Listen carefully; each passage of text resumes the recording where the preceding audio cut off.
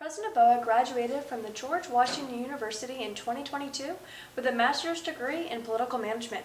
Before this accomplishment, he held a seat in the Ecuadorian National Congress. He comes from a wealthy family. President Noboa has maintained a long-time public figure status in Ecuador. The family is most commonly known for their banana empire. In Ecuador's most recent presidential election, he won with a 52% majority and is currently serving as the country's youngest president in Ecuadorian history. Already, President Noboa has met challenges in his presidential term. Noboa's administration has been faced with a series of violent and dangerous occurrences in the country. This stretch began initially on January 7, 2024, when leaders of the criminal gang Los Choneros, led by Adolf Macias, escaped from his 34-year prison sentence. As of now, Macias is yet to be caught. After Macias' escape from violence has occurred throughout the nation, including multiple inmates escaping from prison.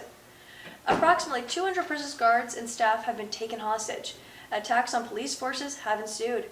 National security has been a recurring issue since the COVID-19 pandemic. The gravity of the issue is accredited to the heavily increased amount of cocaine trafficking and gangs, particularly in Ecuadorian's largest coastal city, is the country's most dangerous city and a known hub for drug smuggling. President Noboa is combating these issues by declaring a 60-day state of emergency. Stronger military patrols concentrated in prison and mandated a nationwide curfew at night.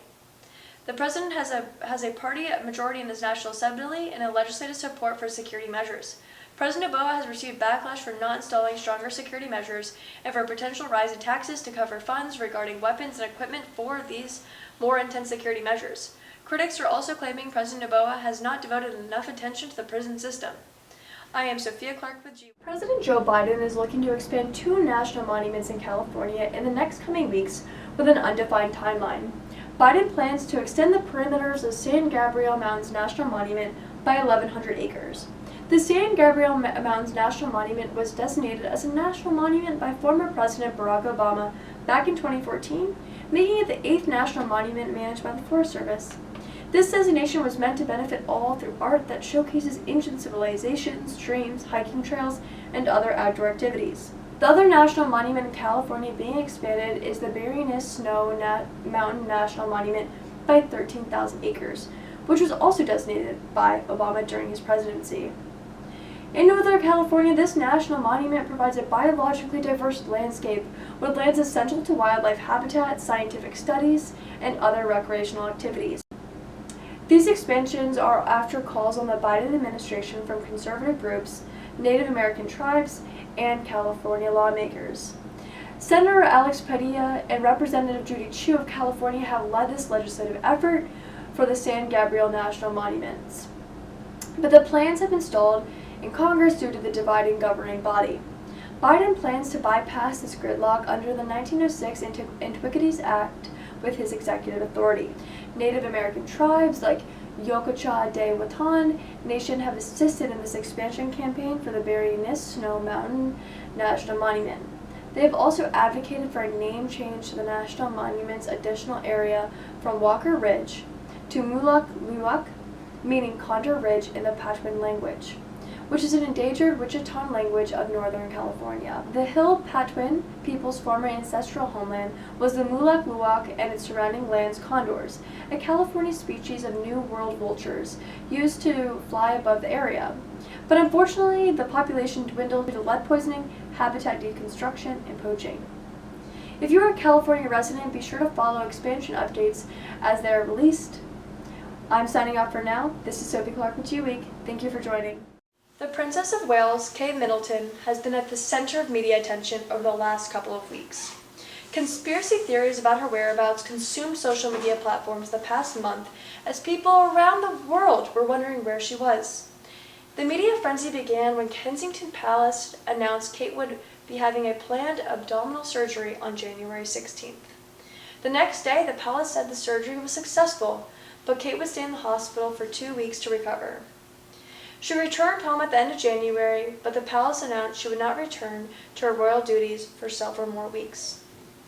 This began to stir up speculation as Kate had not been seen publicly since her last royal engagement on Christmas Day.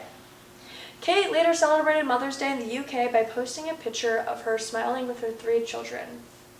Only a few hours after the photo was posted to the princess's official social media accounts, many news agencies redacted the image due to photo manipulation.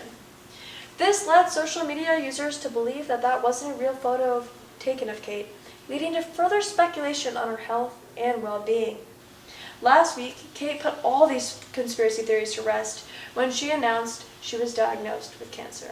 It was kind of embarrassing almost for like people to be joking about it so much, and then kind of like people were kind of eating their words once they found out that she was actually going through something. Um, I think it definitely was like kind of like a sign to Gen Z, like, you know, maybe we shouldn't make assumptions, and also kind of just respect like public figures' privacy too, because, you know, they're people too, and they, you know, have lives and experiences. So I think people were definitely kind of a little embarrassed after, for sure. Yeah, personally, I think the press and media are the invasion of privacy. Yeah. I mean, obviously, the royal family and Kate herself are going through a lot, and so I think the pressing matters and all the conspiracy theories kind of forced her to make that press release, and all the woman asked for is some time to heal and recuperate. Yeah. So I think we should respect her privacy. In a video statement posted to her social media accounts, Kate revealed cancer was found during her abdominal surgery that occurred in January, and said she was in the early stages of chemotherapy. She will be absent from her royal duties for the near future, and she has asked for privacy during her recovery.